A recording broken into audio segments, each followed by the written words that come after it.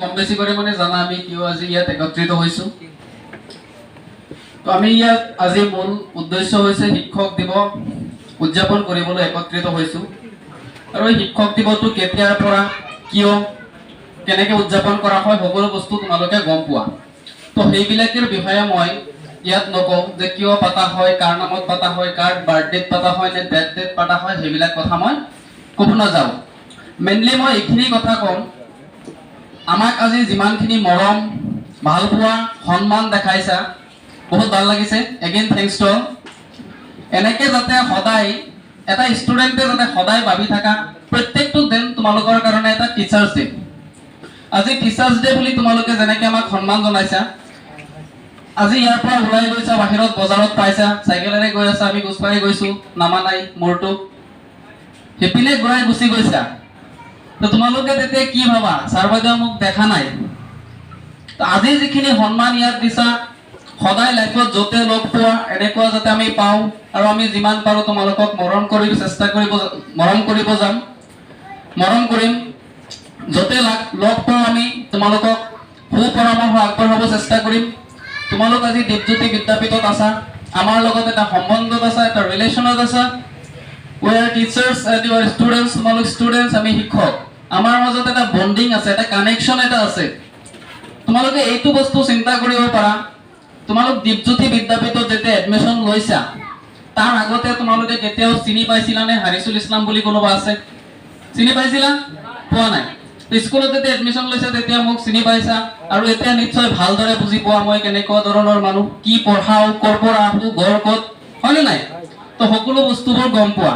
এইটো কিহৰ সহায়ত এইটো হৈছে? কিহৰ সহায়ত হৈছে? Combination between student and the teacher.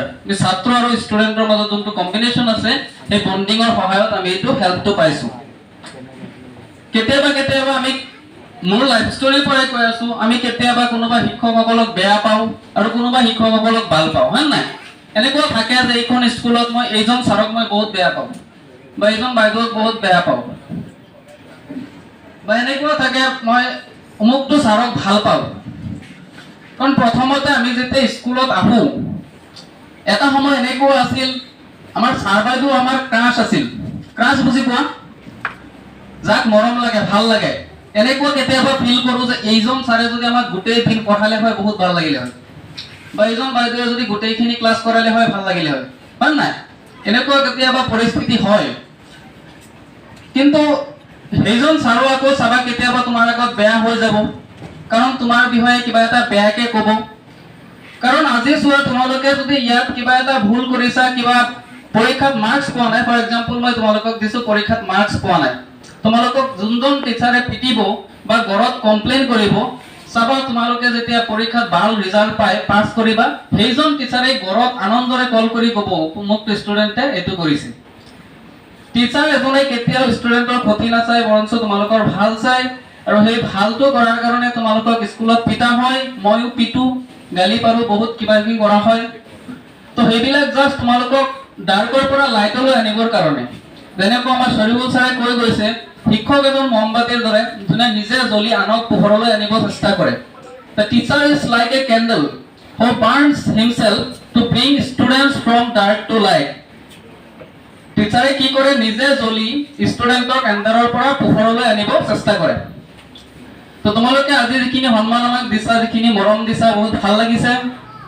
গৰমো বেছি, মই ইমান বেছিকে নকওঁ। তোমালোকে ভালকে পঢ়িবা, আৰু দীপজ্যোতি বিদ্যাপীঠৰ নাম যাতে চব ঠাইতে, আজি দীপজ্যোতি বিদ্যাপীঠৰ নাম ইমান শুনা পোৱা নাযায়, কাৰণ আমি যিখিনি ষ্টুডেণ্টছ আছো এইখিনি হয়তো বহুত ষ্টুডেণ্ট এনেকুৱা আছে, বেলেগে যদি সোধে ক'ত পঢ়ি আছা, দীপজ্যোতি বিদ্যাপীঠৰ নামটো কওঁতে লাজ পোৱা আছে নাই?